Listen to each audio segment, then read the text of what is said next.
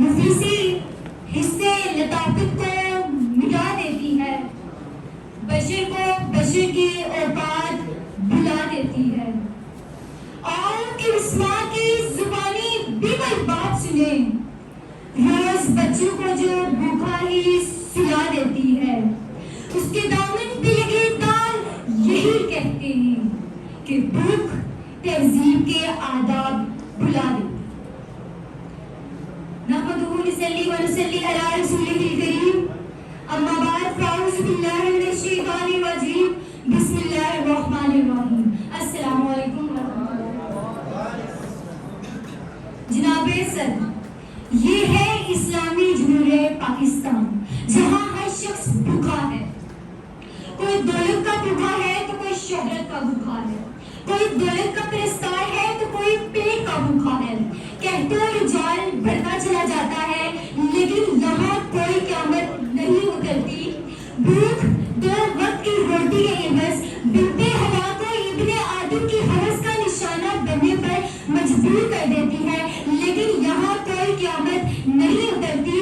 ہے کہ تپتی ریت پر ننگے پاؤں چلنے والی عوام کا صدر اسلام آباد کی سڑکوں پر مرسیڈیز میں سفر کرتا دکھائی دیتا ہے، لیکن یہاں پھر بھی کوئی قیامت دکھائی نہیں دیتی. یہاں حرس کے پجاری سیاہ راتوں میں سفید جسموں کا جیون سیاہ کرتے ہیں. یہاں ناسے پیروں کی تھاپ پکتی ہے، یہاں جاگتی آنکھوں کے خواب پکتے ہیں. یہاں پر پھولوں سے ہونٹوں کی پیاس پکتی ہے، یہاں جسم ہے بکتے شباب بکتے.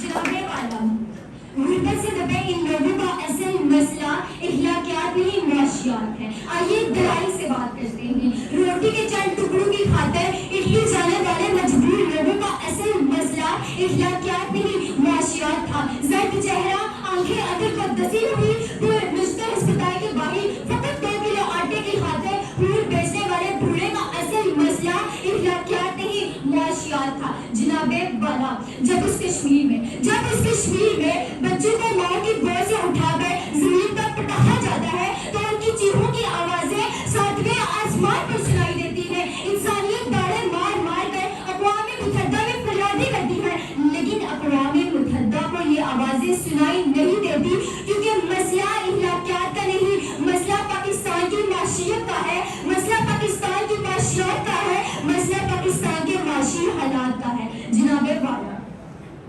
ہمارے ملک میں اقتدار میں آئے ہوئے لوگ بڑی آسانی سے بات کہہ کے جاتے ہیں کہ ہم آزاد ہیں. جناب والا، ہم سے مراد اس کشمیر، اس پاکستان میں جیتا جاتا بھوکا پیاسا سڑک پہ لیٹا ایک انسان، اور آزاد سے مراد بے خوف. مگر ہمارے سروں پر تو آج بھی خوف کی تلواریں منڈلاتی ہیں.